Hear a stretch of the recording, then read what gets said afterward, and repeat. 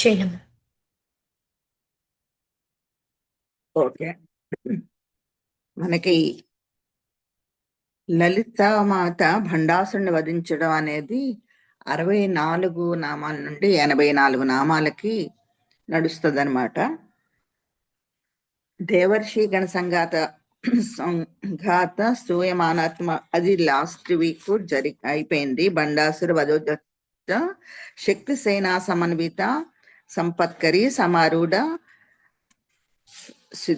సిద్ధుర్వ్రజ సేవిత అశ్వారూఢ అది కూడా అయిపోయినది. కిరిచక్ర రథారూఢ మండనాద పురస్కృత అంటే కిరి అంటే పంది అని అవన్నీ మనం చెప్పుకున్నాము లాస్ట్ వీక్. ఇప్పుడు భండాసుడు వధలోని లాస్ట్ లోకి వచ్చాము. ఏంటది? భండసైన వధోద్యుక్త శక్తి విక్రమ వర్షిత మంత్రిణ్యం భావి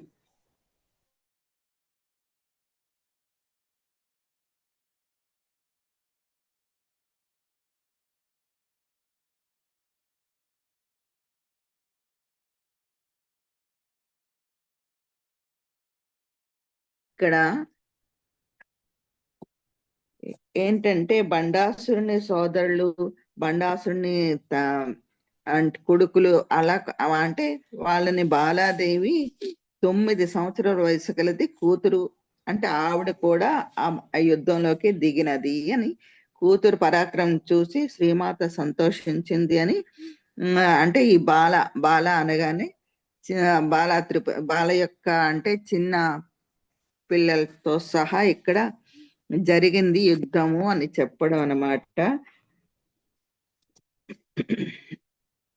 బండాసురుని సేనా నాయకులు 15 అంటే 15 నిత్యాది తిథి దేవతలు సంహరించగా వారి పరాక్రమం చూసి శ్రీమాత అంటే తిథి దేవతలు ఇక్కడ చూడండి 15 అంటే అమావాస్య నుండి పౌర్ణమికి, పౌర్ణమి నుండి అమావాస్యకి తిరిగే తిథి దేవతలు, ఒక్కొక్క తిథికి ఒక్కొక్క దేవత. అట్టి శ్రీమాతకు నమస్కారము. మనం 16 దేవతలు మహానిత్య అని అన్ని తిథుల్లో ఉంటాయి. ఈ దేవతలు ఆత్మశక్తులు. వీరు భండాసురుని సేనా నాయకులైన దమనకాదులను సంహరించింది. అనగా బుద్ధి అందరి అజ్ఞానాన్ని. సైన్యము యుద్ధము అంటే కత్తులు కటార్లుతో కాదు, కేవలము అజ్ఞానంలో ఉన్న దానిని అజ్ఞానం అనే ఆత్మజ్ఞానంతో చేయడం అన్నమాట. అనగా బుద్ధి అందరి అజ్ఞానము నశింపచేసి జ్ఞానమను కళను వృద్ధి చేసిరి. జ్ఞానం అనే కళని ఎవ్రీ టైం ఇది చేయడమే బండాసుని వధలోని యొక్క ముఖ్య ఉద్దేశం అన్నమాట. అలాగా ఇక్కడ కామేశ్వర ముఖాలు ఒక కల్పిత శ్రీ గణేశ్వర అంటే ఇక్కడ గణేశుడు అంటే బండాసురుణ్ణి అతని సైన్యం దేవతల కార్యక్రమానికి విఘ్నములు కల్పించగా శ్రీమాత పరమేశ్వరుని చిరునవ్వుతో చూడగానే పరమేశ్వరుని ముఖాకాంతుల నుండి గణపతి ఉద్భవించను అని మరొక భావన. నిర్గుణుడు అగు పరమశివునితో శక్తి ఐక్యము కాగానే జీవుడు ఉద్భవించును. నిర్గుణుడు పరమశివునితో శక్తి ఐక్యం కాగానే జీవుడు ఉద్భవించును. జీవుడు ఉద్భవించుటకు 8 కారణాలు ఉన్నాయి. ఏంటి అవి? జ్ఞానేంద్రియ పంచకము, కర్మేంద్రియ పంచకము, ప్రాణ పంచకము, అంతఃకరణ చతుష్టయము, పంచభూతాలు, కామము, కర్మ, అజ్ఞానము. ఇవి గుణములు. వీటికి నాయకుడు గణపతి కనుక గణేశ్వర అన్నారన్నమాట. జీవుడు సూక్ష్మ శరీరంతో ఈ 8 ఉన్నాడు. జీవునకు అధిపతి గణేశ్వరుడు. ఈ 8 పురి అష్టకము అని కూడా అంటారు. తాను కాదని గ్రహించి పరమాత్మతో అంటే గణపతిలో ఐక్యమునందును అని మరొక భావన. జీవునకు జీవత్వం కలదు, జీవత్వానికి నాశనము కలదు. జీవునకు ఆత్మ లేదు. తరువాత నామంలో గణపతి పరాక్రమం వర్ణించడం జరిగింది. విశుక్ర ప్రాణ ఇక్కడ విఘ్నయంత్ర ప్రహర్షిత అది విశుక్రుడు ప్రయోగించిన జయ విఘ్న యంత్రమును మహాగణపతి పూర్తిగా పగలగొట్టుటచే సంతోషించిన శ్రీమాత సంతోషించారు. తేజమును హరించు విశుక్రుడు మన తేజాన్ని హరించే విశుక్రుడు దేవతలకు జయము కలిగించుటకై జయ విఘ్నమును యంత్రమును దేవతలపై ప్రయోగించును. దానిని మహాగణపతి పూర్తిగా పగలగొట్టెను. 2 క్రోసుల శిలాఫలకంపై 8 దిక్కుల్లా 8 త్రికోణాలు నిర్మించి వానిపై ప్రతి కోణంపై శూలం పాతి 8 దిక్కుల అలసాది దేవతలను ఆవాహనం చేసి జయ విఘ్నమును యంత్రమును నిర్మించి విశుక్రుడు శ్రీ లలితాదేవి సైన్యంపై ప్రయోగించింది. దీని వలన పరమేశ్వరి సైన్యము శక్తిహీనమగును. కానీ మహాగణపతి దానిని చూర్ణము చేసెను. అంటే ఈ విధంగా ఆ యుద్ధం అంతా ఈ విధంగా జరిగింది. యుద్ధం అంటే ఇలాంటి యుద్ధము కాదు అని చెప్పడం అన్నమాట. ఒకసారి ఈ బండాసురుని వధ యొక్క సారాంశాన్ని చెప్పేసుకుందాము. చెప్పుకుంటే ఇంత వర్ణన మనకి కాకుండా ఉంటది. అంటే బ్రహ్మాది దేవతలు బండాసురుని సంహరించమని త్రిపుర సుందరిని ప్రార్థించారనమాట. వారి ప్రార్థన మన్నించి యుద్ధానికి సిద్ధమైంది. ముందుగా శ్రీమాత పదాది దళము శక్తి అను స్త్రీ సైన్యము సిద్ధమైంది. తరువాత సంపత్కరీదేవి గజసేనతో అశ్వారూఢాను దేవత అశ్వసేనతో సిద్ధమయ్యారు. శ్రీమాత శ్రీచక్ర రాజరథమును సర్వాయుధములతో అధిష్ఠించింది. శ్రీమాతకు ఇరువైపులా గేయ చక్ర రథములో శ్యామలాదేవి, కిరిచక్ర రథములో వారాహీదేవి అధిష్ఠించి యుండిరి. శ్రీమాత సైన్యమును కాపాడుటకు రక్షణ కవచంగా జ్వాలామాలినికా దేవత అగ్నితో చుట్టివేసింది. బండుని సేనను శక్తి సేనలోని నకులి శక్తి అను దేవత హరించి వేసింది. తరువాత బండుని సేనానాయకులు 15 నిత్యా దేవతలు 15 సంహరించరు. ఇందా చెప్పుకున్నాం కదా 15 అంటే తిథి దేవతలని అలాగనమాట. శ్రీమాత కుమార్తె బాలాదేవి బండుని కుమారులు 30 మందిని హరించింది. గణపతి విశుక్రుడు ప్రయోగించిన జయ విఘ్న యంత్రమును చూర్ణం చేసెను. ఇప్పుడు మనం చెప్పుకున్నదే ఇది. శ్రీమాత దండనాథ దేవత అయిన వారాహీదేవి విశుక్రుని సంహరించింది. అమాత్యుల వారు శ్యామల దేవి విషంగుని వధించింది. శ్రీ లలితాదేవి బండడు ప్రయోగించిన శస్త్రములకు ప్రతిగా శస్త్రములను ప్రయోగించింది. మహాపాశపతాస్త్రాలను కామేశ్వరాస్త్రాలను ప్రయోగించి భండాసురుని నిశ్శేషముగా నాశనము చేసినది. జయమును పొందిన బ్రహ్మదేవతలు స్తుతించిరి అని ఇక్కడ మనకి చెప్తున్నారు. అంటే ఇక్కడ పాశుపతాస్త్రం కూడా పశుపతి అనగా అని కూడా మనం లాస్ట్ టైం చెప్పుకున్నాము. ఈ అంతఃకరణ ఇవన్నీ కూడా లాస్ట్ టైమే వచ్చాయి.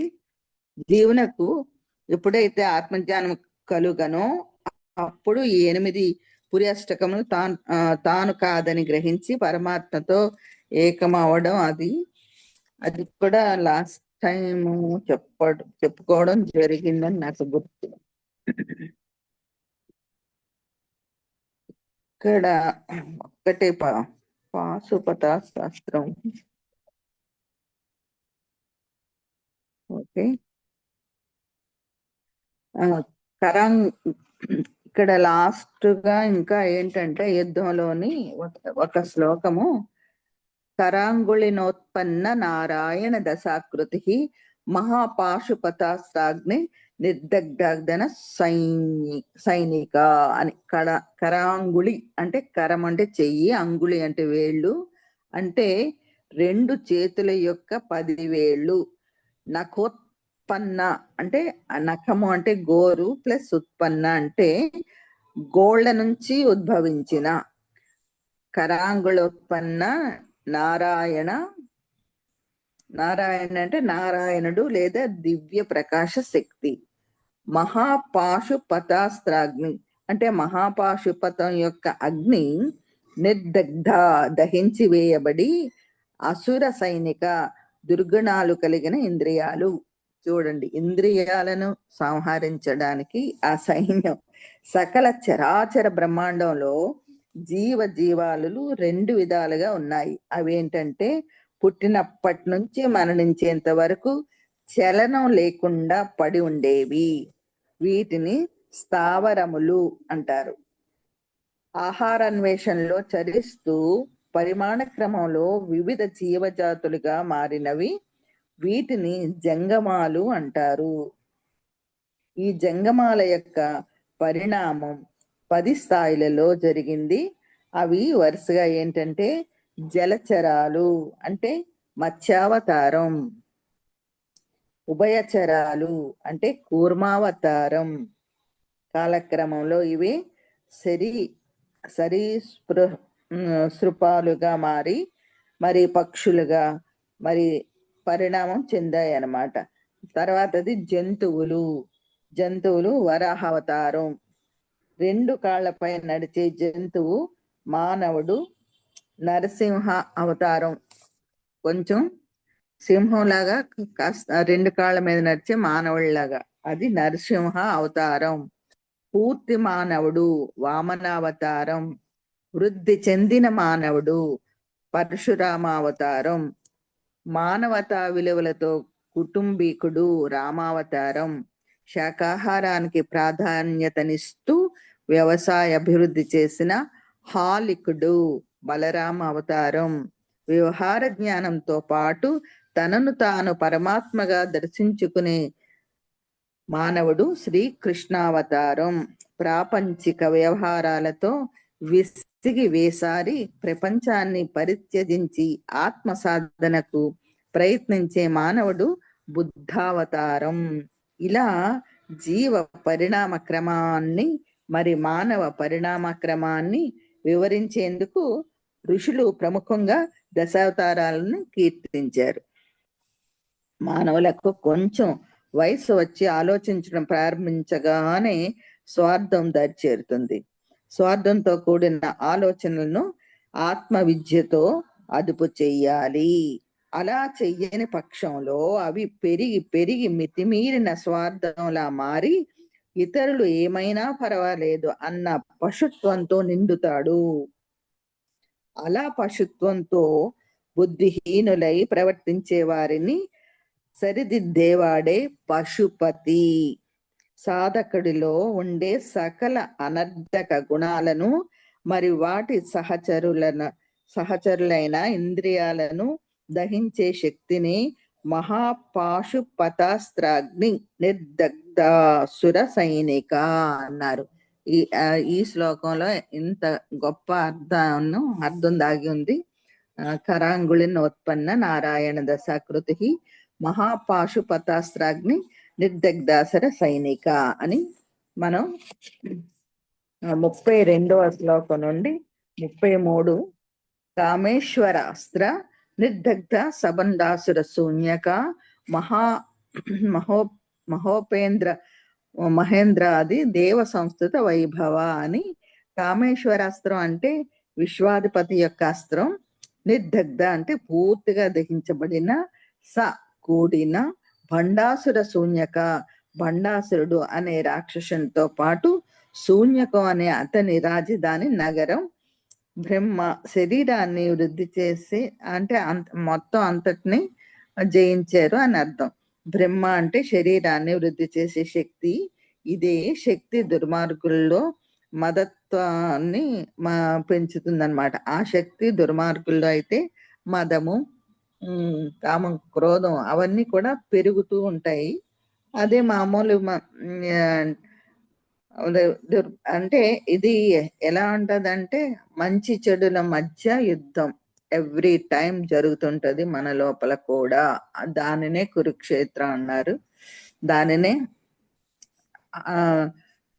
దేవాసుర సంగ్రామము అన్నారు. దేవతలకి ఆసురులకి ఎవ్రీ టైం యుద్ధమే ఉంటది అనమాట. మహేంద్రాది, ఉపేంద్ర అంటే శరీరంలో దశేంద్రియాలకు అనుగుణంగా పనిచేస్తూ మదమును పెంచే ఇంద్రియాలు. శరీరంలో దశేంద్రియాలకు అంటే ఈ 10 ఇంద్రియాలకు అనుగుణంగా పనిచేస్తూ మదాన్ని పెంచే ఇంద్రియాలు మహేంద్రాది. మహా ప్లస్ ఇంద్ర ప్లస్ ఆది అంటే ముఖ్యమైన దశేంద్రియాలు అని ఇక్కడ కామేశ్వరాస్త్ర నిర్దగ్ధ సబండాసుర శూన్యక బ్రహ్మోపేంద్ర మహేంద్రాది దేవ సంస్కృత వైభవ అంటే ఈ ప్రతి పదానికి అర్థం చెప్పుకున్నాము. ఇప్పుడు టోటల్ అర్థం ఏంటంటే అనేక జన్మల కర్మ ఫలితంగా ఏర్పడిన శరీరమే బండము. ఇందులో దుర్గుణాలు చెలరేగినప్పుడు, ఈ శరీరంలో దుర్గుణాలు చెలరేగినప్పుడు తనను తాను పాపభూయిష్టంగా మార్చుకునేవాడే బండాసురుడు. ఇతడిని అలా దుష్ట మార్గంలో నడిపించేది అతని మనస్సే. మనస్సు అన్నది ఒక ఇంద్రియమో లేక ఒక అంగమో కాదు, అది అదృశ్య రూపంలో ఉండే స్పందనల సమూహం. అందువల్ల దీనిని శూన్యకం అని. సకల కార్యకలాపాలు దీని నుంచే వస్తున్నాయి కనుక దీన్ని శూన్యక నగరం. కంగారు పడుకుంటుంటే ఇచ్చేస్తుంది. శూన్యక నగరం. యోగ సాధన ద్వారా ఆత్మదర్శనం పొందాలన్న తపనే కామేశ్వరాస్త్రం అలా పనిచేసి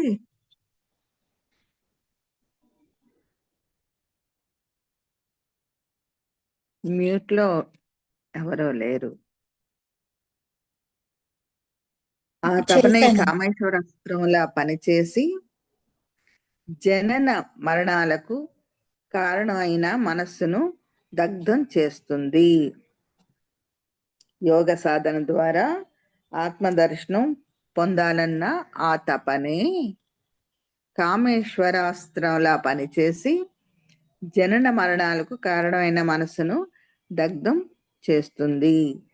శరీరం జీవించడానికి కారణం అయిన ప్రాణశక్తిని జాగృతం చేసి, ఈ శరీరం జీవించడానికి కారణమైన ప్రాణశక్తిని జాగృతం చేసి దుష్ట మనస్సుకు కారణమైన ఇంద్రియాలను మరి సహ ఇంద్రియాలను నిగ్రహించమని అత్యంత ప్రీతితో ప్రార్థించాలి.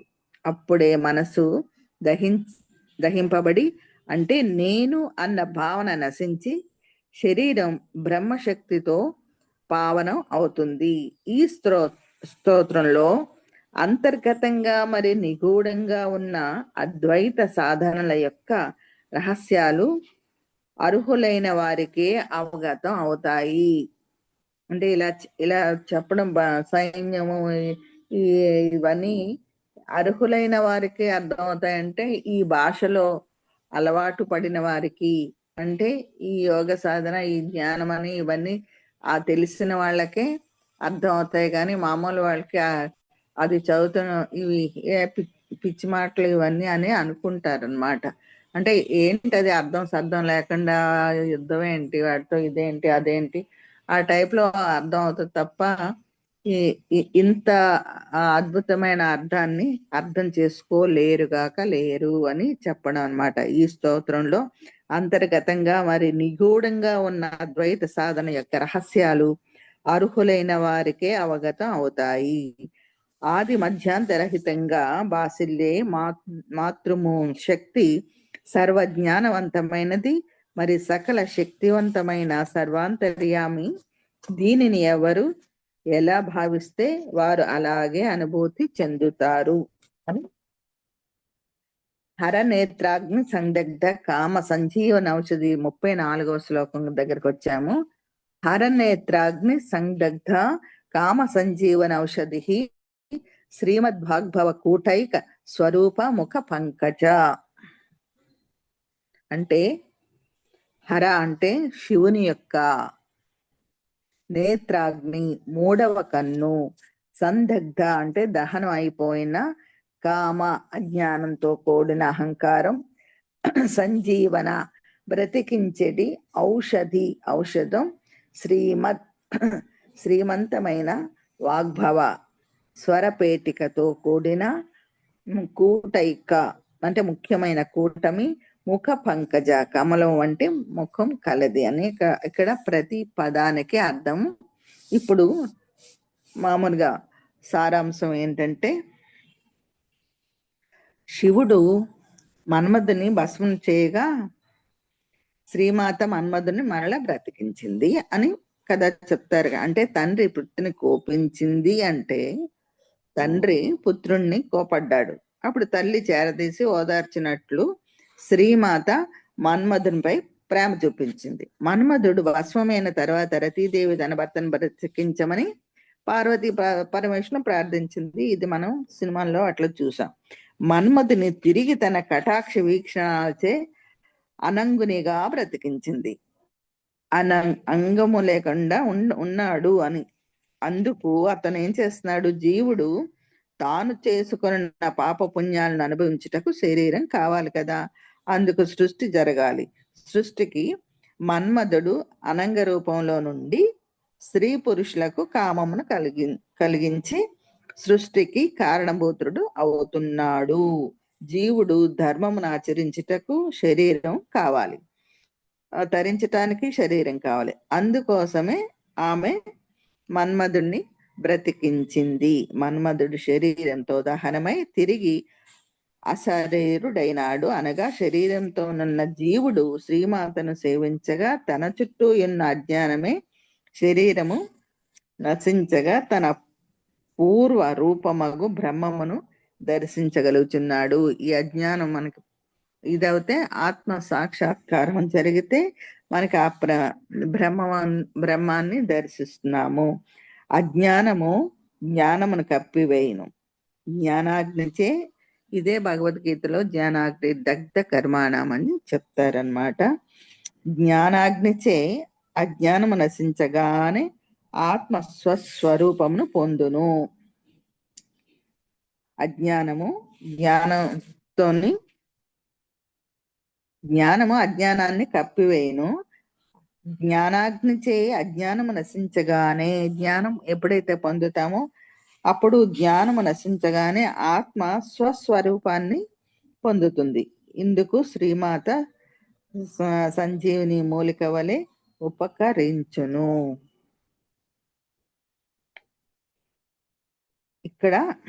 ఇక్కడతో భండాసురుని వధ అనే శ్లోకాలు పూర్తయినట్టు. శివుని యొక్క మూడవ కన్ను తెరుచుకున్నప్పుడు మన ఇదే ఇంకొక బుక్ లో నుంచి నేను చెప్తున్నాను. అలా జ్ఞాన నేత్రం తెరుచుకున్నప్పుడు ప్రాపంచిక చింతనలతో సతమతమవుతున్న సాధకుడి మనస్సు దగ్ధమై పునీతమవుతుంది. అలా ప్రక్షాళనం పొందిన మనస్సు అసలు సిసలైన కోరిక, అంటే ఇక్కడ మన్మధుడు అని చెప్పుకున్నాం కదా, కోరికలు అవి ఉన్నవి.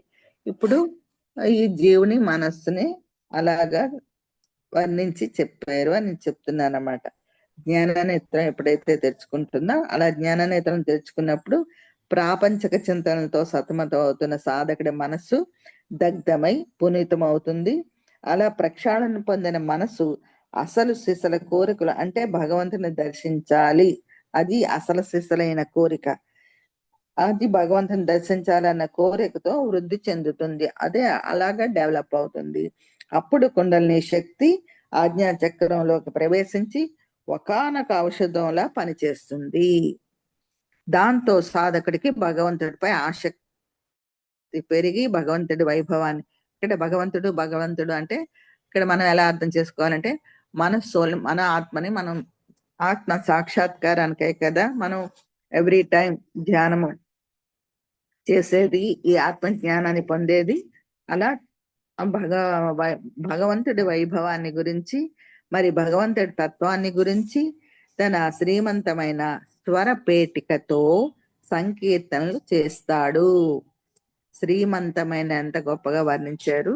స్వరపేటికతో సంకీర్తన చేస్తాడు. అప్పుడు సాధకుడి శిరస్సు అంతా సహస్రార చక్రంతో సహా శక్తి స్వరూపంగా మారి అతని ముఖం వికసించిన పద్మంలా ప్రకాశిస్తుంది. జ్ఞాన సంపన్నమైన 5 అక్షరముల వాగ్భవ కూటమే ముఖ పద్మముగా ఇది హరనేత్రాగ్ని సందగ్ధ కామ సంజీవన ఔషధి శ్రీమద్భాగవత కూటైక స్వరూప ముఖ పంకజ.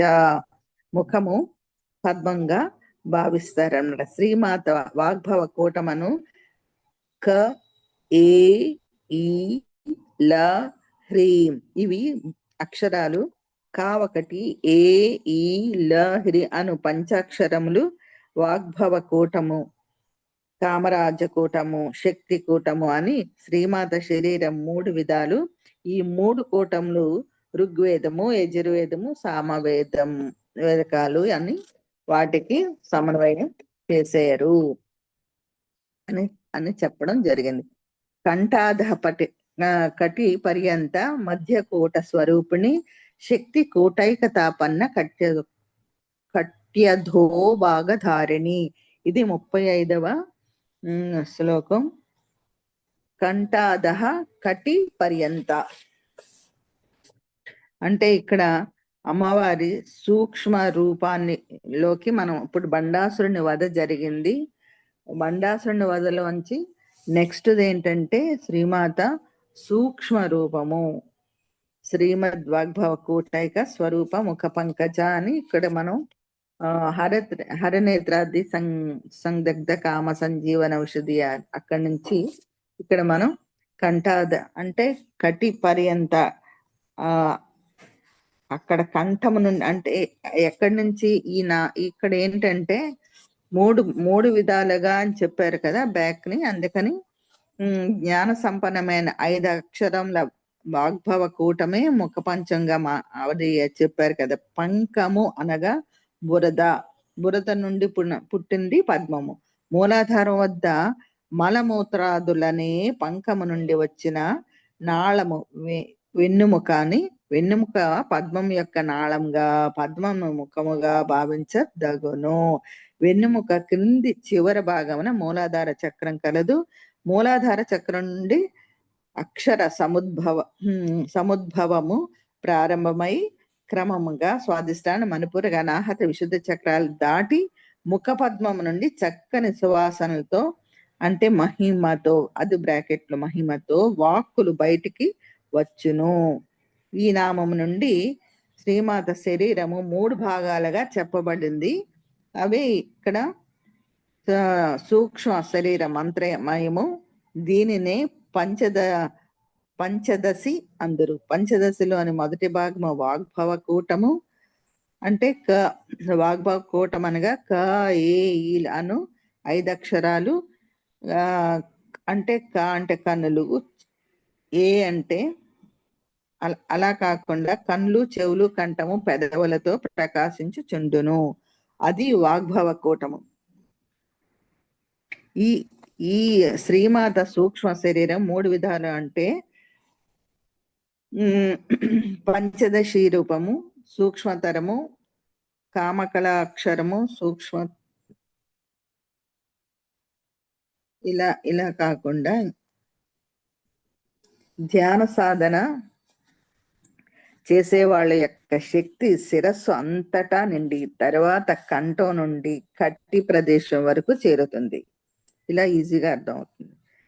ధ్యాన సాధన చేసే వాళ్ళ యొక్క శక్తి శిరస్సు అంతటా నిండి అంటే మనకి ఫస్ట్ కాస్మిక్ ఎనర్జీ పైనుండి వస్తుంది, బ్రహ్మరంధ్రం. అందుకు శిరస్సు అంతటా నిండిన తరువాత కంఠం నుంచి కటి ప్రదేశ్, కంఠం నుండి అంటే ఇది కిందకి తెలుసు కదా, కంఠం అంటే నెక్ నుండి, కటి అంటే మన నడు కట్టుకునే ప్రదేశం వరకు చేరుతుంది. ఆ తరువాత ఆ శక్తి పాదాల వరకు ప్రవహించి సాధకుడు శరీర పర్యంతం శక్తివంతం అవుతాడు.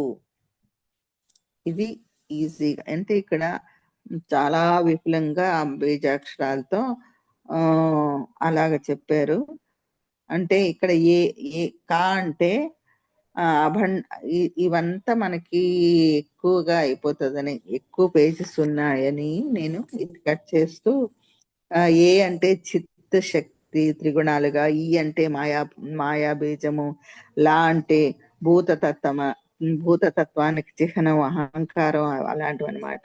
హ్రీం అంటే హ ర ఈలు అంటే ఈ బిందువులతో కలిసిన బీజాక్షరం హ్రీం. హాతోని రాతోని ఈతోని ఈ బిందువులతో కలిసిన బీజాక్షరం. ఇక్కడ హ్రీం అంటే అన్ని ఉన్నాయి, హా ఉంది కదా, రా ఉంది కదా, ఈ ఉంది కదా, హ్రీం ఇది బీజాక్షరం. ఈ బీజాక్షరం అనంత శక్తి చైతన్య శక్తి స్వరూపిణి మొదటి కాయే ఈలను హ్రీంకారంతో తాకించినప్పుడు ఆత్మను అంటి పెట్టుకొని ఉన్న మాయ తొలగును అని. అందుకు ఆత్మస్వరూపము వ్యక్తం అవుతుంది, సాధకునకు బ్రహ్మైక్య భావన కలుగుతుంది. బాలమంత్రంలోని ఐం క్లీం శ్లీం అది చెప్తాం కదా, అది ఐం బీజము, వాక్ బీజము అని. అదే అలా ఒక్కొక్క బీజానికి ఒక్కొక్క శక్తిని ఇచ్చి ఓం హ్రైం హ్రీం శ్రీం క్లీం శ్రీ మాత్రే నమః అని మనం అనుకుంటూ ఉన్న అద్భుతమైన రిజల్ట్ ఉంటుంది అని చెప్పడం అన్నమాట. ఇక్కడ 34, 35 శ్లోకాల్లో శ్రీ లలితాంబ యొక్క మంత్రమయ శరీరం గురించే చెప్పబడింది. కా ఏ ఈల మరి హ్రీం అన్న 5 అక్షరాలు సమూహమే వాగ్భవ కూటమి. హా స క హ ల మరి హ్రీం అన్న 6 అక్షరాల సమూహం కంఠం నుండి కటి వరకు భాగం మధ్య కూటమి. స క ల మరి హ్రీం అన్న 4 అక్షరాల సమూహమే కటి భాగం నుంచి పాదాల వరకు ఉన్న శక్తి కూటమి. మంత్ర శాస్త్రాన్ని అనుసరించి ఈ 3 కూటములకు చెందిన ఈ 15 అక్షరాలను పంచదశ మంత్రంగా ఋషులు చెప్తారన్నమాట. పంచదశ మంత్రం అని. తర్వాతది శ్రీమాత కుండలిని యోగం అన్నమాట. ఇక్కడ మనం చాలా సార్లు చెప్తుంటాం, 38, 39, 40 శ్లోకాలు. ఈ మన గ్రంథులు ఎలాగా అయితే ఇది అవుతుంటాయో దానికి ఆ యొక్క ఆ గ్రంథి భేదనం జరిగినప్పుడు మన లోపల ఎలా మార్పు వస్తుందో అవన్నీ కూడా గతంలో గతంలో చెప్పుకున్నది వేరు. నేను అక్కడక్కడ క్లాసులో ఎక్కువ అంటుంటాం వల్ల మాట వచ్చింది, కాకపోతే ఇప్పుడు అవి మనకు వస్తాయి అని చెప్పడం. మూల మంత్రాత్మిక మూల కూటత్రయ కళేబర మృతైక రసిక కుల సంకేత పాలని. మూల మంత్రాత్మిక, మూల అంటే ఆది మూలమైన, మంత్ర అంటే మంత్రం యొక్క, ఆత్మిక అంటే ఆత్మ అయినటువంటి, మూల కూటత్రయ 3 కూటములకు మూలమైన, కళేబర అంటే ఈ 3 కూటములు అంటే మనం లాస్ట్ ఇప్పుడే మనం చెప్పుకున్నాం కదా, 3 కూటాలు కంఠం అంటే పైన సహస్రారం నుండి కంఠం వరకు, తర్వాత కటి వరకు, తర్వాత పాదాల వరకు, అలాగా వాగ్భవ కూటము, కామరాజ కూటము, శక్తి కూటము అని శరీరాన్ని 3 విధాలుగా వాటినే మళ్ళీ ఋగ్వేదం అన్నారు. ఈ 3 కూటాలు కూడా ఈ సామవేదాలకి సమానం అన్నమాట. అందుకు వాగ్భవ కూటమే గాయత్రి మంత్ర సారం. ఈ ఆ వాగ్భవ కూటంలోనే గాయత్రి మంత్రం యొక్క ఇదంతా వస్తుంది. అంటే ఈ 3 కూటాలని ఆ విధంగా కూడా వర్ణించారు. మూల మంత్రం అంటే ఓంకారం, మూల కూటత్రయ అంటే 3 కూటాలకి మూల మంత్రం ఓంకారం. దీని యొక్క ఆత్మ శూన్యం అంటే ఆత్మ శూన్యం. దీనిని విశ్వశక్తి లేదా ఆదిపరాశక్తి అంటారు. మనస్సును పరమ మౌనంలోకి లేదా పరమ నిశ్చల స్థితిలోకి తీసుకుని వెళ్ళినప్పుడు మూల మంత్రాత్మికమైన ఆదిపరాశక్తి అనుభవంలోకి వస్తుంది. ఈ ఆదిపరాశక్తి మానవ శరీరాన్ని వాగ్భవ కూటమి మధ్యస్థ కూటమి మరి శక్తి కూటములతో కలిపి మూల కూటత్రయ కళేబర రూపధారణ చేస్తుందన్నమాట. ఆ తర్వాత అందులోకి తాను సుషుమ్న ద్వారా ప్రవేశిస్తుంది. షట్చక్రాలలో చేరినప్పుడు అవి గొప్ప శక్తిని విడుదల చేస్తాయి. ఇది ఈ మూల మంత్రాత్మిక మూల కూటత్రయ కళేబర అనే శ్లోకానికి అర్థము. అంటే సుషుమ్నలోనే 6 చక్రాలు, కుల సంకేతాలు. అందుకే ఆ కుల అంటే ఇక్కడ మనం చెప్పుకునే మీరు ఈ కులం మాది ఆ కులం అది కాదు, ఆ కులాలు కాదు. ఈ సుషుమ్లో చేరి అమృతం పట్ల రసజ్ఞత కలిగిన ధ్యాన సాధకుడికి శ్రీ లలిత అనే ఆది పరాశక్తి దివ్యాంగనంగా అనుభూతి వస్తుంది. దాంతో సాధకుడు దివ్యాంగనంతో పాటు దివ్య జ్ఞానంతో నిండిపోతాడు. ఒక పక్క అతని బాడీని, ఒక పక్క మైండ్ని కూడా ఆ దివ్యత్వంతో నింపుతాయి అని చెప్పబడుతుంది. ఈ సాధన జితేంద్రియములైన యోగులకు మాత్రమే అయినను సభక్తి అంటే ఏదో జితేంద్రులై ఉన్న యోగులకు మాత్రమే కాదు, సభక్తి మంచి భక్తి అని, మంచి భక్తి చెడ్డ భక్తి అని కాదు. ఇక్కడ కరెక్ట్ పూర్తిగా నిమగ్నమైనప్పుడు భక్తి పూర్వకంగా ఈ నామమును మననము చేసుకునను మాత కరుణాసారమును పొందురు, కరుణారసమును పొందుదురు. కుల అంటే మూలాధారం నుండి వచ్చిన కు అనగా భూమి, లా అనగా లీనమైనది. మనం అదే అర్థమైంది అనుకుంటాను. శ్రీమాత కుండలిని యోగం ఇది ఇక్కడ కులాంగన, కులాంతస్థ, కౌలిని, కులయోగిని, అకుల, సమయాంతస్థ, సమయాచార తత్పర. ఇక్కడ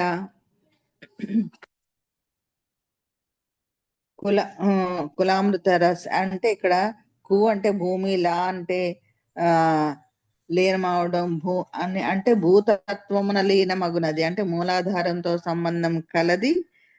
కుండలిని అంటే సర్పము. కుండలిని రేచక పూర్వక కుంభకాల ద్వారా చైతన్యత్వంతం చేసి షట్చక్ర భేదం చేస్తారు. కానీ ఇక్కడ కుండక రేచకాలు అవి చేయొద్దు అని చెప్పారు పత్రికారు. ఎందుకంటే అది గురు సమక్షంలోనే చేసినప్పుడు విజయవంతం అవుతాయి.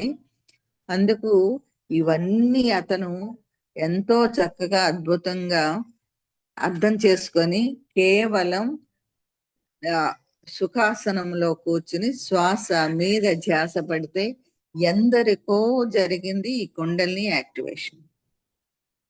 అది అన్నమాట చెప్పేది. మూలాధారంలో స్త్రీ స్వరూప ధారిణిగా ఉన్న కుండలిని శక్తి కులాంతస్థ అంటే మూలాధారలో అంతర్గతంగా ఉన్నటువంటి, ఇక్కడ కులాంగన అంటే మూలాధారంలో ఆ రూపాన్ని చెప్పారు. స్త్రీ స్వరూపంగా ధారణగా ఉన్న కుండలిని శక్తి అని. కులాంతస్థ అంటే అందులో ఏముంది, మూలాధారంలో అంతర్గతంగా ఉన్నటువంటి. కౌలిని అంటే శివశక్తుల ఐక్యత అంటే సుషుమ్న నాడి. బాగా అర్థం చేసుకోండి. కౌలిని అంటే శివశక్తి అంటే ఇడా పింగళ నాడి యొక్క ఆ రెండు ఏకముగా నడిచినప్పుడే సుషుమ్న నాడి. కులయోగిని అంటే సుషుమ్న ద్వారా ఐక్యత చెంది కుండలిని శక్తి. ఆ కుల అంటే సహస్రార చక్రం. సమయాంతస్థ ఇక్కడ కుల అంటే చక్రాసు. ఆ కుల సహస్రారం చక్రం కాదు కదా, కాదు. అందుకని అది ఒక స్థితి కాబట్టి అకుల అన్నారు. సహస్రార చక్రం. సమయాంతస్థ అంటే ప్రాణశక్తిలో అంతర్గతంగా ఉన్నవి. సమయాచార తత్పర కుండలిని శక్తి సాధన చేసే వారి పట్ల ఆసక్తురాలైన శక్తి. ఎవరైతే ఈ కుండలిని శక్తి సాధన చేస్తారో వారి పట్ల ఆకర్షితురాలై ఆమె ఆ కుండలిని పైకి వస్తుంది అని. ఇక్కడ అర్థం విశ్వ ఆవిర్భావానికి కారణం అయిన చలనకారక శక్తి అనంత ప్రకృతిగా స్త్రీ తత్వమైన మాతృ ప్రేమతో మానవుని శరీరంలోనే మూలాధారంలో నిక్షిప్తమై ఉన్నది. ఏది? విశ్వ ఆవిర్భావానికి కారణమైన చలనకారక శక్తి అంటే చలనము, చలనకారకం, మనం కదలడానికి కారణమైన శక్తి అనంత ప్రకృతిగా మొత్తం అంతా ఈ ప్రకృతిలో స్త్రీతత్వమైన మాతృ ప్రేమతో మానవుని శరీరంలోనే మూలాధారంలో నిక్షిప్తమై ఉన్నది. ఆ శక్తిని కులాంతస్థ, కాస్మిక్ ఎనర్జీ, కులాంతస్థ అన్నారు మన సనాతన మహర్షులు. మూలాధారంలోని కుండలిని శక్తిని పార్వతి అని, సహస్రారంలో ఉన్న శక్తిని శివ అని, ఈ రెండింటిని కలిపే వారధిని సుషుమ్న నాడి అని, దీనినే కౌలిని అన్నారు. కులాంగన, కులాంతస్థ, కౌలిని, కులయోగిని. యోగ సాధన ద్వారా ఈ కౌలిని అంటే కుండలిని శక్తి జాగృతమై షట్చక్రాల గుండా ప్రయాణిస్తూ శివ శక్తిని చేరుకోవడమే కులయోగిని. యోగం అంటే కలయిక కదా, అందుకు కులయోగిని. ప్రాణశక్తితో ఉన్న దివ్య తేజమే ఆది పరాశక్తి. ప్రాణానికే ప్రాణంగా ఉన్న ఆ ఆది పరాశక్తి విశ్వ భ్రమణ కారక శక్తిగా సాధకుని ప్రాణంలోనే దాగి ఉందని సమయాంతస్థ అనే నామం చెబుతుంది. అకుళ సమయాంతస్థ సమయాచార తత్పర అంటే దానికి అర్థం అదనమాట. ఇక్కడ వాగ్భవ కూటము, మధ్య కూటము, శక్తి కూటం, ఈ మూడు కూటాలకి పంచదశాక్షరి బీజ మంత్రం అయిన క ఏ ఈ హ్రీమని 5 అక్షరాలు వాగ్భవ కూటము. వాక్కు వదనము నుండి వచ్చినది. ఈ మంత్రాక్షరాలను జ్ఞాన విద్య కొరకు జపించవలను. మొదటి భాగము బ్రహ్మ విద్యను పొందుటకు బ్రహ్మచర్యాశ్రమం జపించవలను. ఇక్కడ మళ్ళీ అవి రిపీట్ చేశారు ఈ అక్షరాలు. హాస కహ అవి. దీనిని మధ్య కూటమి లేక రాజకూటమి అంటారు. కామానగా కోరిక. ఈ మంత్రాన్ని అర్ధకామకులు జపించవలను. గృహస్థాశ్రమ ధర్మం పాటించుటకు అర్ధము కామములు అవసరమే కదా. అంటే సకాల హిరి శక్తి కూటమి ఇది ముక్తిని ప్రసాదిస్తుంది. ఇలాగా ఈ అక్షరాలతో, ఈ మంత్రాలతో ఇవన్నీ జరిగాయి. తర్వాతది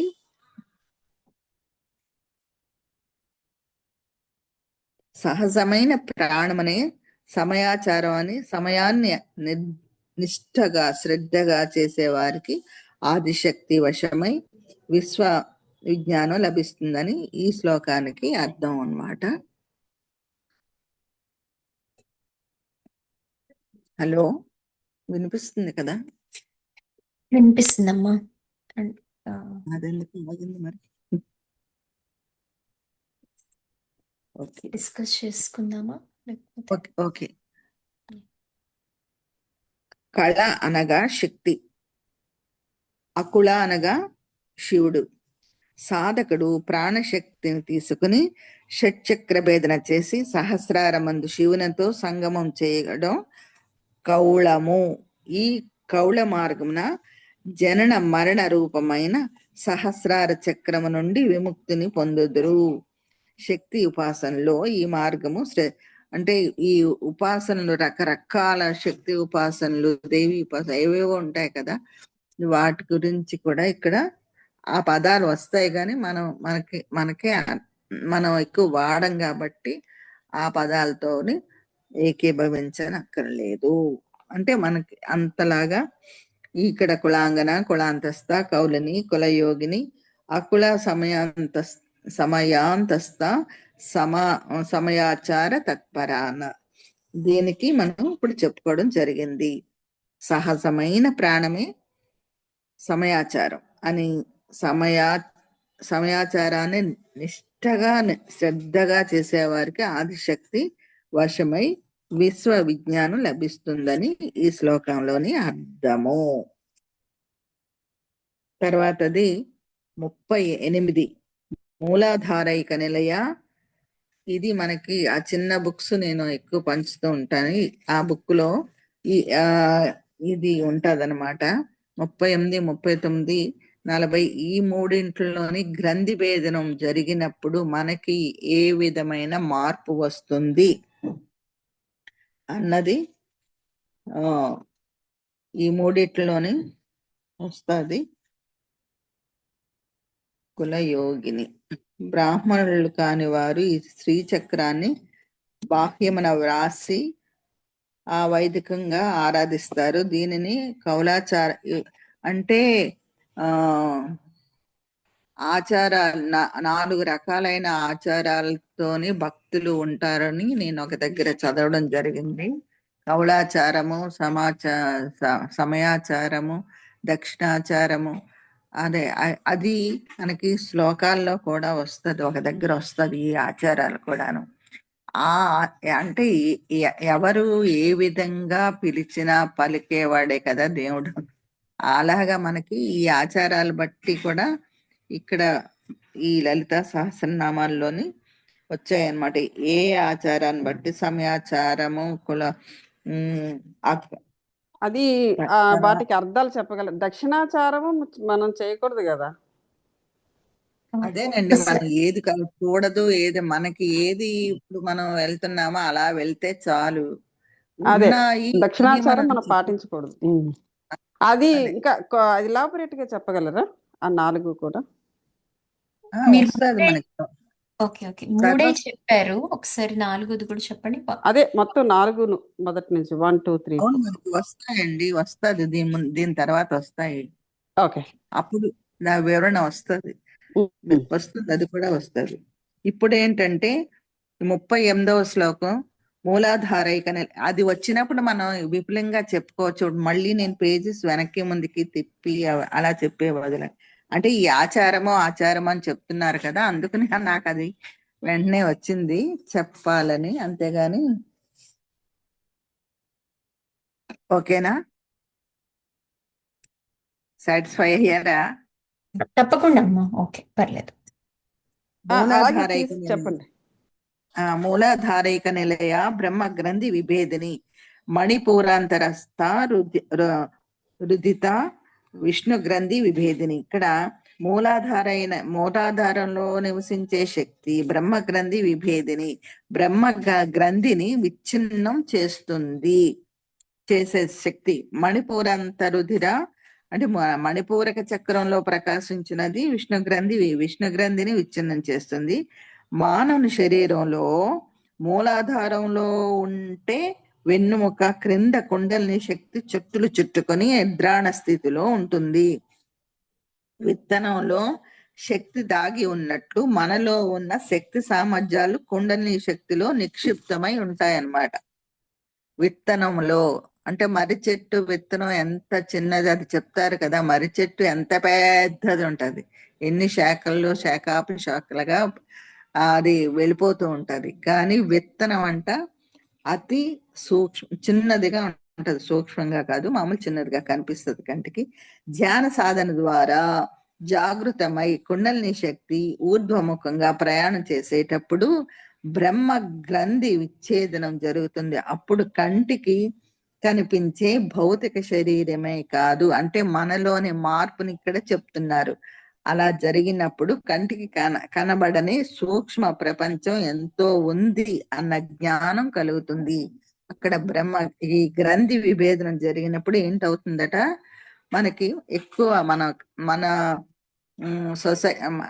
సొసైటీ కాదు, ఈ స్పిరిచువాలిటీలో ఉన్న వాళ్ళు ఎవరైనా సరే ధ్యానం అనే దాన్ని కూర్చున్నప్పుడు ఎక్కువ మంది ఈ అనుభూతి చెందుతారు. ఏంటి, కంటికి అంటే ఎక్కడికో వెళ్ళినట్టు అనిపించిందండి, ఇక్కడ ఉన్నట్టు లేదు అని ఫస్ట్ టైము లేకపోతే ఏదో టైం ఎప్పుడైనా కూర్చున్నప్పుడు ఈ అనుభవం పొందుతారు ధ్యానులు. ఏ అనుభవం? మనం ఇక్కడ లేము, ఎక్కడికో వెళ్ళిపోయినట్టు అనిపించింది. నేను ఎప్పుడు చూడలేని ప్రదేశాన్ని చూసాము, ఎవరినో చూసాము అలాగ చెప్తారు. ఎందుకు చెప్తారు అంటే ఈ గ్రంథి భేదనం జరిగినప్పుడు ఏం జరుగుతుంది? బ్రహ్మ గ్రంథి విచ్ఛేదం జరుగుతుంది. అప్పుడు కంటికి కనిపించే భౌతిక శరీరమే కాదు, మనం ఇలా కళ్ళు ఓపెన్ చేస్తే మన బాడీ, ఎదుటివాడి బాడీ, ఇల్లు, పనులు అవన్నీ చూసుకుంటాం కదా, చుట్టూ ఏంటి కనిపిస్తుందో అదే కనిపిస్తుంది. గాని కంటికి కనబడిన సూక్ష్మ ప్రపంచం ఎంతో ఉంది అన్న జ్ఞానం అయితే కలుగుతుంది బ్రహ్మ గ్రంథి విభేదం జరిగినప్పుడు. తరువాతది విష్ణు గ్రంథి మణిపూరక రుధిర, అంటే ఇక్కడ అనాహత చక్రాన్ని కలిపే మరొక పీట ముడి. ఇక్కడ గ్రంథి అంటే ముడి అండి. ఇది జీవుని మాయతో కూడిన జగత్తుతో బంధించబడుతుంది. దీనినే విష్ణుమాయ, కృష్ణమాయ, విష్ణుమాయ అంటారు కానీ శివమాయ అనరు. విష్ణుకే అంటే ఆ మాయ అనేది విష్ణుకి, అంటే కృష్ణుడైనా విష్ణు అయినా మనకి ఒకటే. ఇంకా సూక్ష్మ శరీరమే కాదు, ఇక్కడ ఈ గ్రంథి విష్ణు గ్రంథి భేదనం జరిగినప్పుడు ఏంటవుతుంది? సూక్ష్మ శరీరమే కాదు, కారణ శరీరం కూడా ఉంది అనే జ్ఞానం కలుగుతుంది. అంటే ఇలా సాధకుడు ఈ దివ్య జ్ఞాన సముపార్జనలో శక్తిని ఊర్ధ్వగమ సాధకుడు ఈ దివ్య జ్ఞాన సముపార్జనలో శక్తిని ఊర్ధ్వముకొన చేయగలుగుతాడు. ఇదే మణిపూరాంతరుతిర విష్ణు గ్రంథి విభేదిని అన్న శ్లోకానికి అర్థం. ఇది మూడవదయగు మణిపూర చక్రం. ఇక్కడే పిండోత్పత్తి జరుగుతుందన్నమాట. పిండము ఉత్పత్తి అవడం కూడా ఇక్కడ జరుగుతుంది, మరియు దాని వృద్ధి కూడా జరుగును. సూర్య చంద్రాగ్నులు ఈ చక్రమున ప్రకాశిస్తారు. ఇది జలతత్వము. ఏది? మణిపూర్ అని చెప్తున్నారనమాట. ఆజ్ఞా చక్రాంతరాళస్థ రుద్ర గ్రంథి విభేదిని సహస్రారాంబుసారూఢ సుధాసారాభివర్షిణి. అంటే ఆజ్ఞా చక్రాంతరాళస్థ అంటే ఆజ్ఞా చక్రం మధ్యలో స్థిరమైనది. రుద్ర గ్రంథి అంటే రుద్ర గ్రంథి అది భేదనం చేయడం. సహస్రారాంబుసారూఢ అంటే 1000 దళాల సహస్రార పద్మను ఆద్రోహించినది. సుధా సారాభివర్షిణి అంటే అమృత సారాన్ని వర్షించేది అని. ఇక్కడ రుద్ర గ్రంథి అంటే విశుద్ధి చక్రం మరియు ఆజ్ఞా చక్రం కలిపే ఇంకొక పీఠముడి. ఇక్కడ గ్రంథులు అంటే మూడులు అని చెప్పుకున్నాం కదా. రుద్ర గ్రంథి అంటే విశుద్ధి చక్రం మరియు ఆజ్ఞా చక్రాన్ని కలిపే ఇంకొక పీఠముడి. సాధకుడు విష్ణుమాయ అయిన సకల చరాచర జగత్తును ధిక్కరించినప్పటికీ అతడు పంచభూతాలకు లోబడి ఉంటాడు. ఇక్కడ సకల చరాచర జగత్తును దేన్ని కేర్ చేయరు కదా సాధకుడు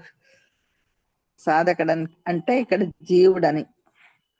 అతడు పంచభూతాలకు మట్టుకు లోబడి ఉంటాడు.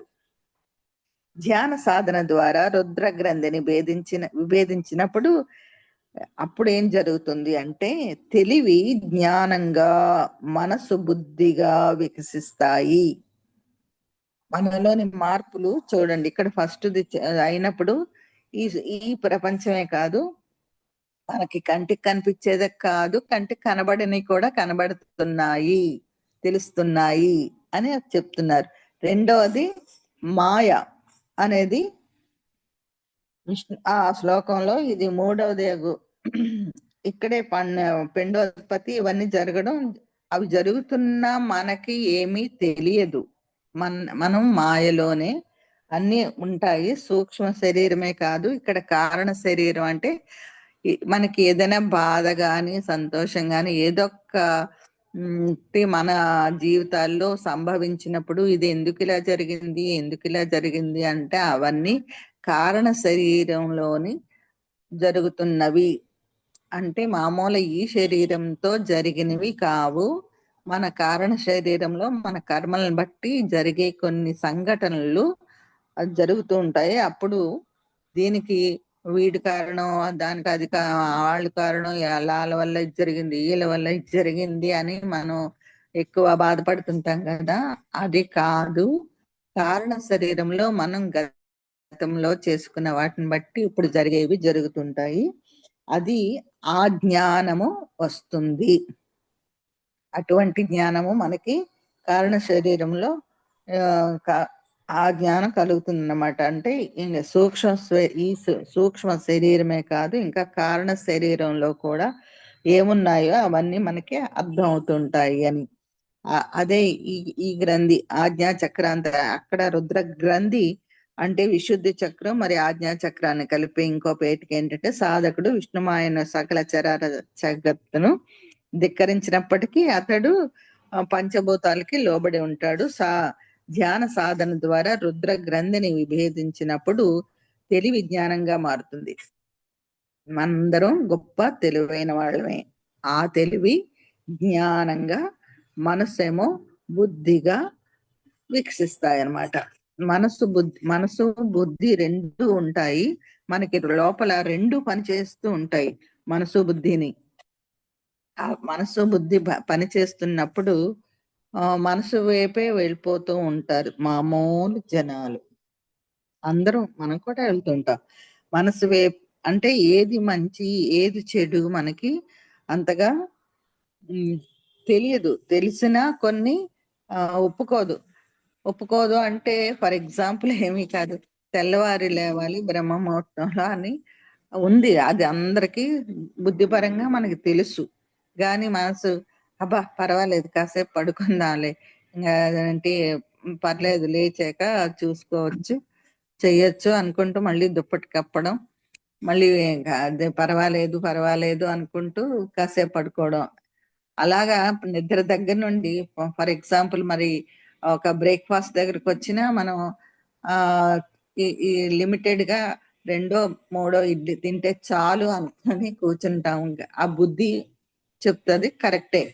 మళ్ళీ మనసు ఏమవుతుంది, అయ్యో చట్నీ ఉండిపోయింది కదా ఇంకొకటి వేసుకుందాం, లేకపోతే అలా ఏదో ఒకటి ఇంకొకటి తిన్నా ఏం పర్వాలేదు లేదు అనుకుంటూ ఆ టేస్ట్ కి మనం ఇదయి వెళ్తూ ఉంటాం కొన్ని చోట్ల. అలాగా తినకూడనివి తింటూ ఎందరో జ్ఞానులు అంటే అజ్ఞానం వలనే అవంతా జరుగుతుంది అనమాట. ఇది తిన్నా పర్లేదు, లేటుగా తినకూడదు అని తెలుసు, పడుకునేసరికి అది అరగాలని కొంతమందికి. అదంతా బుద్ధి చెప్తుంది. మనసు ఇంకా కొంతమందికి అంటే ఆ సెట్టింగ్ సరిపోక, అంటే సెట్టింగ్ సరిపోవడం అంటే లేటుగా ఇంటికి రావడం, లేటుగా తినడం, లేటుగా టీవీ చూస్తూ పడుకోవడం, ఇవన్నీ లేట్ లోకి వెళ్ళిపోతూ ఉంటారు. అంటే వాళ్ళ చేతిలో ఇంక ఉండదు, అది అలా వెళ్ళిపోతూ ఉంటది. ఇది మనసు బుద్ధి ఆడిస్తున్న ఆట. అంటే అందుకు ఏంటంటున్నారు, మనసు బుద్ధిగాను తెలివి జ్ఞానంగా వికసిస్తాయి. ఇప్పుడు రెండు మనకి తెలుస్తున్నాయి, ఏది బుద్ధి ఏది మనసు, ఏది తెలివి ఏది జ్ఞానం. అలాగే దూర దృష్టి దూర శ్రవణం వస్తాయి. అంటే మనకి జరగబోయేవి ముందుగా, అంటే ఇది కూడా చాలా మంది ఎక్స్పీరియన్స్ చెప్తూ ఉంటారు. అంటే ఇది చూసాము అంటే ఏది చూసాము, మనకి మన ఇక్కడ జరిగిన కొన్ని సంఘటనలు ఉంటాయి కదా ప్రమాదకరమైనవి.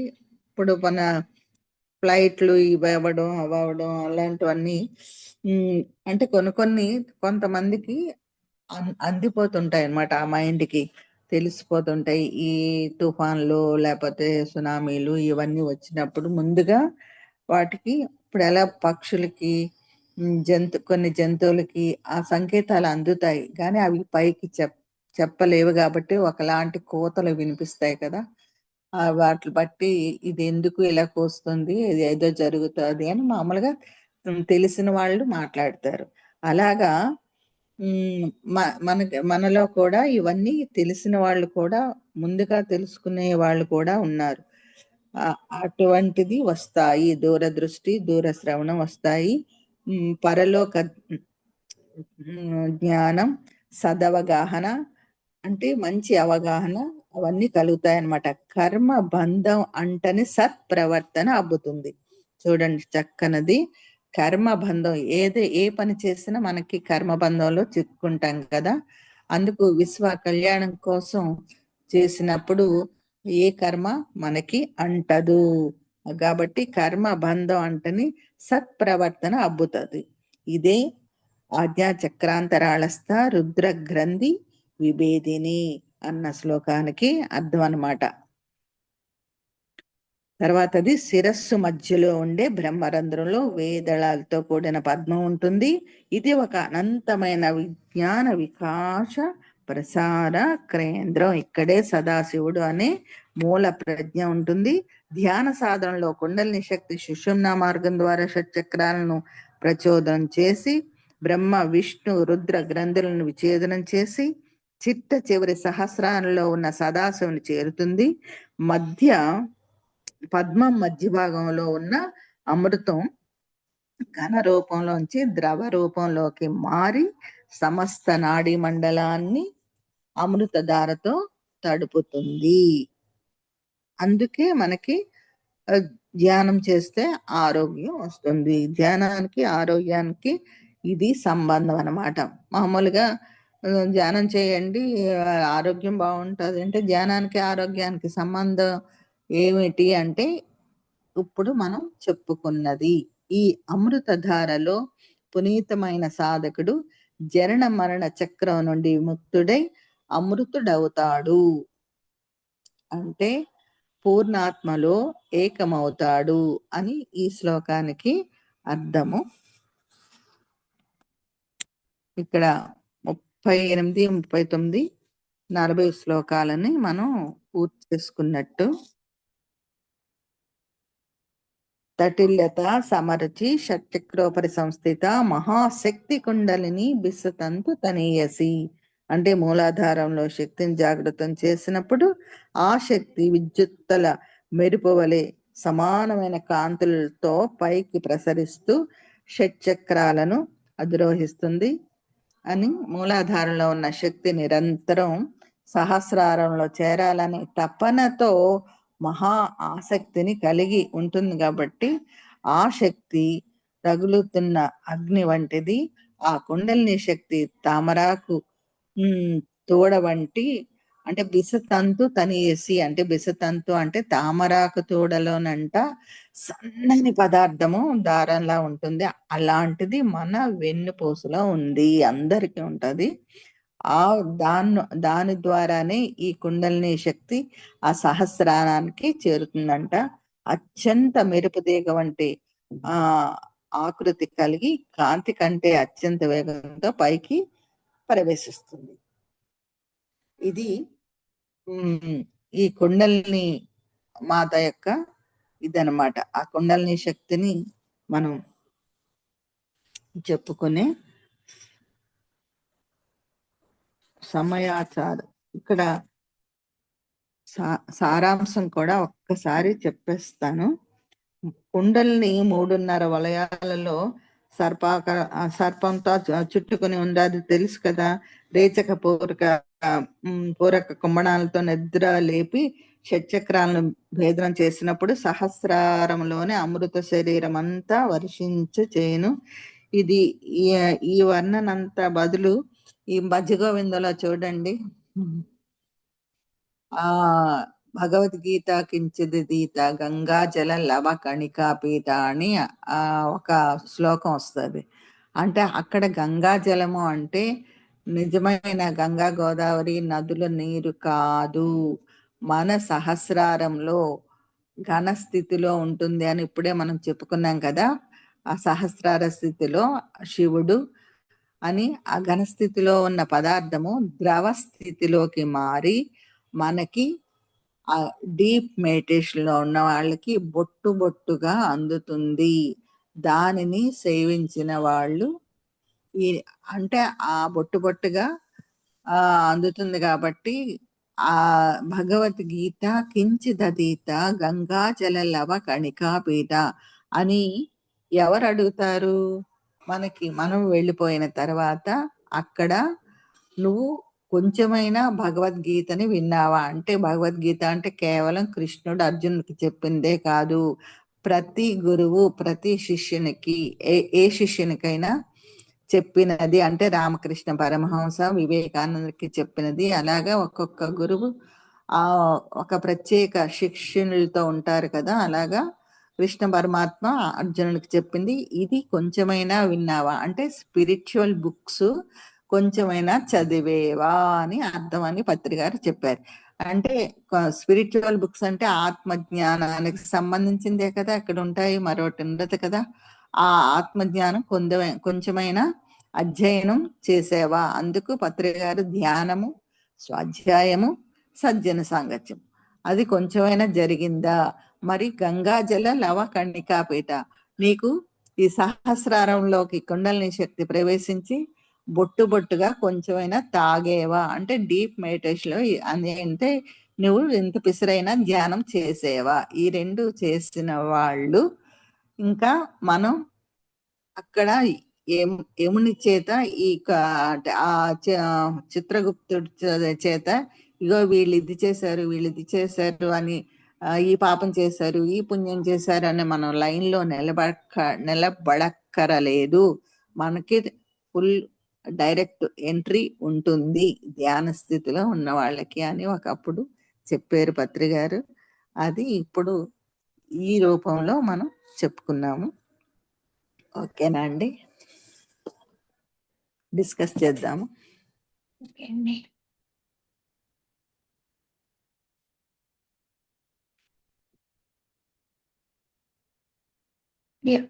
సో ఓపెన్ ఫర్ డిస్కషన్ అండి, ఎవరికైనా ఏదైనా క్వశ్చన్స్ కానీ. చాలా బాగుందండి. ఇది యాక్చువల్ చెప్పాలంటే చాలా విషయాలు మీరు అంటే ఈ ఈ ఈ పర్టికులర్ పీస్ ఆఫ్ లలితాదేవి దాంట్లో మీరు నాకు చాలా ఇంపార్టెంట్ విషయాలు చెప్పారు. చాలా బాగుంది ఇది.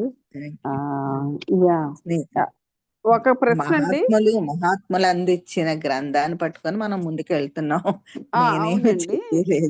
అంటే అది ఇప్పుడు అవన్నీ మాకు తెలియకే కదా, ఇప్పుడు తెలిసిన వారు మిమ్మల్ని పెట్టుకున్నాం మేము. సో మా